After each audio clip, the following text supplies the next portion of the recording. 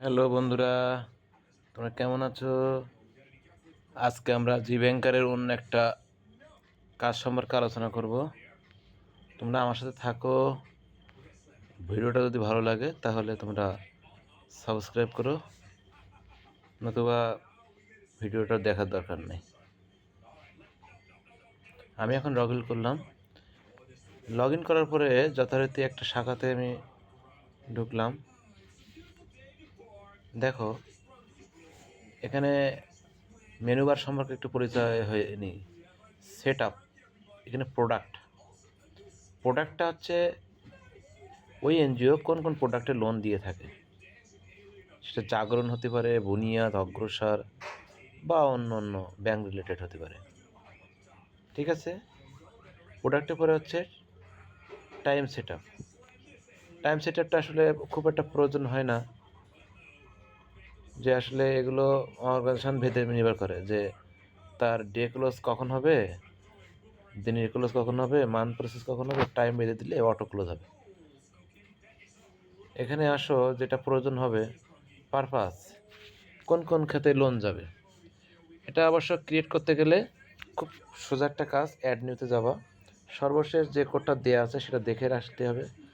সেটা নিয়ম হচ্ছে যে এখানে এখানে হচ্ছে সর্বশেষ কত দেওয়া আছে, সিরিয়াল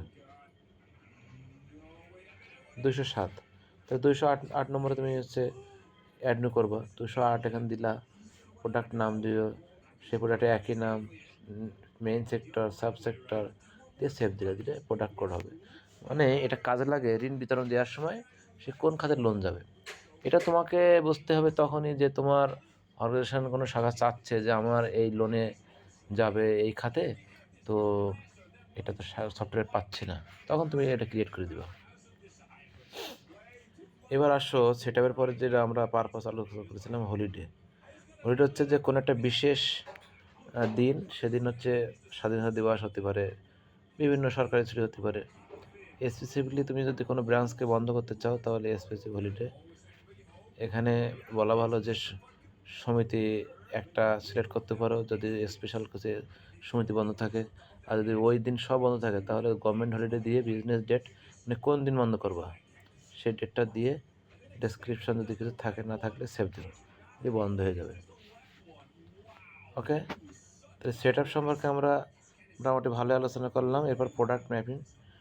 অনেক সময় হয় না যে আমি একটা শাখাতে সব ধরনের হচ্ছে কম্পোনেন্ট দিব না, তো তোমার এই ডান পাশে হচ্ছে যেগুলো দেওয়া আছে আর যেগুলো দেওয়া হয়নি সেগুলোই।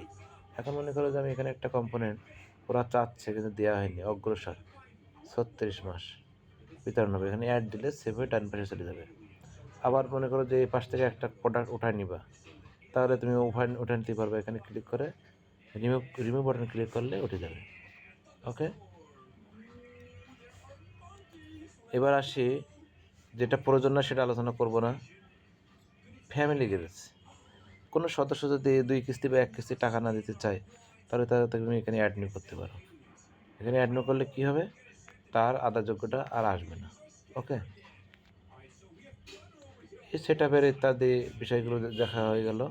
এখন আসলে সার্ভিস মেসেজ, যেটা আমি প্রথম ভিডিওতে দেখাচ্ছিলাম।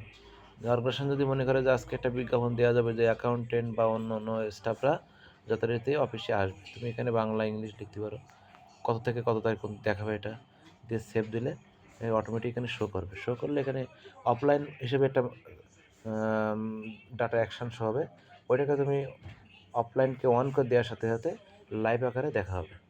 ওকে, তাহলে আজকে আমরা হচ্ছে সেট আপ সম্পর্কে বুঝলাম এবং আমরা সফটওয়্যার ঢুকলাম, ঢুকে এগুলো দেখলাম। সেট আপ সম্পর্কে আলোচনা পরে আমরা আগামী দিনকে অফিস সম্পর্কে আলোচনা করব, পরের অপশনটা।